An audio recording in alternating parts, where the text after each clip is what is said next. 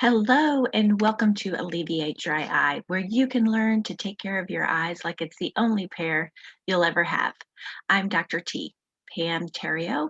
I'm the author of the book Alleviate Dry Eye and also a dry eye specialist here in Shreveport, Louisiana. I'm so excited about the blog this week. We have made it to over 100 blogs posted.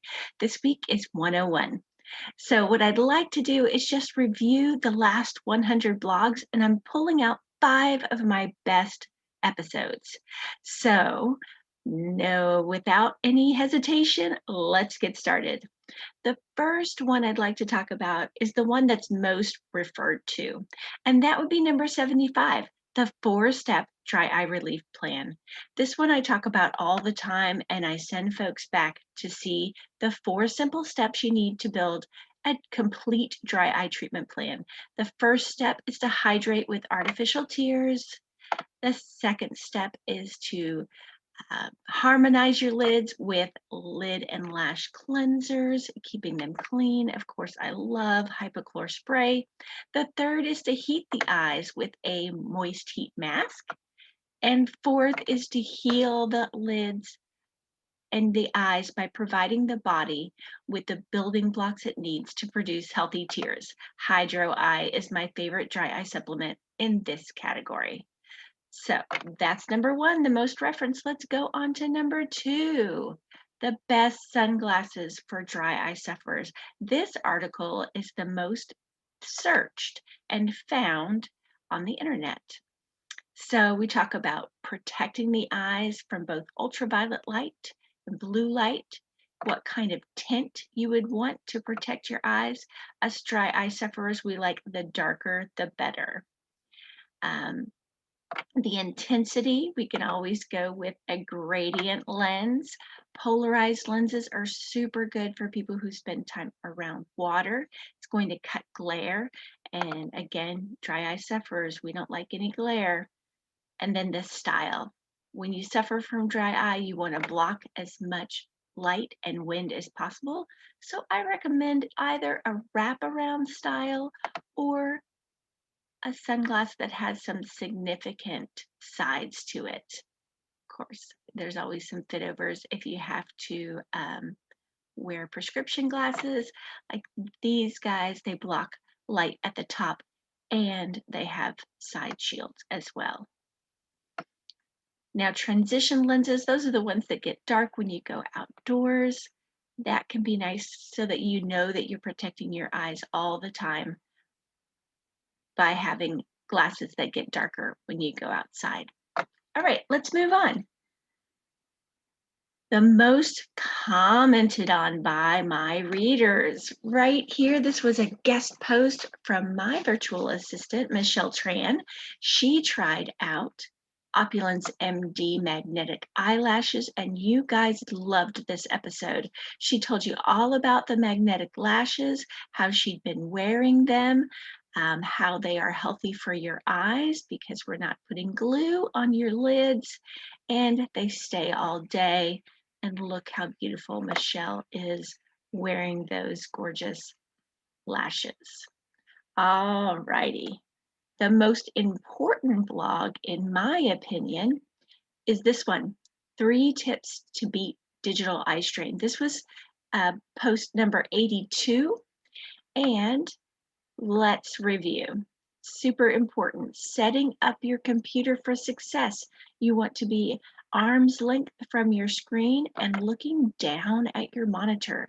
That's going to put your eyes in the best position not to be dry.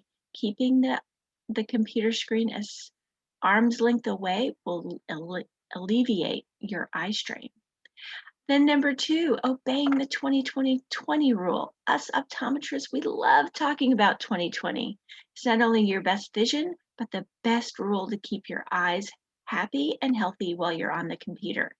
Every 20 minutes, take 20 seconds to look 20 feet away. That's all you have to do. And the third is to avoid sleep disruption. The problem with our digital devices in our modern age is that we are getting artificial blue light all day long. Blue light is a stimulator of our circadian rhythms. It releases serotonin.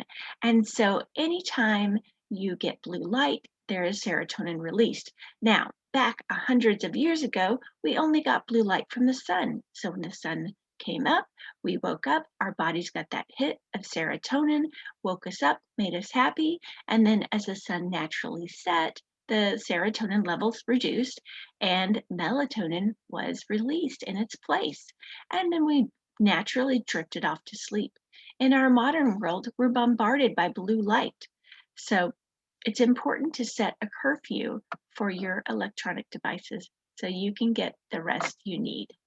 All right, let's wrap this up with my favorite blog of all time back almost 2 years ago, the 3 worst makeup removers. I love this blog because I got to tell you what my patients are telling me, what they are using as eye makeup removers.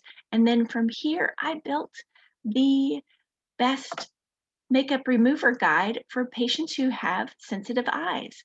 So please, please, please don't use these things. Vaseline, that is made from a petroleum product. It's better used in your car than on your eyelids. Number 2, cold creams.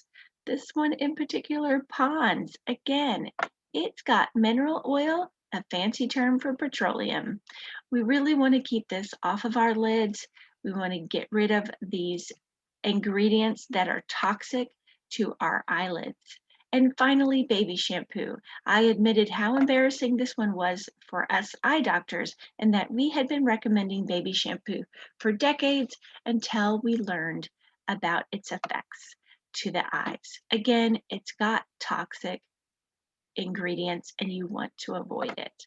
So there you have it, the 5 best blogs out of the last 100. I am so glad you are here on this journey with me, and I can't wait to share the next blog with you. Remember, all of the things that you learn on this blog are cumulative. The longer that we do them, the better off our eyes are. So just keep following me here, reading the blogs, and your eyes are going to feel better and better. And if you take care of your eyes today, your vision will last you a lifetime.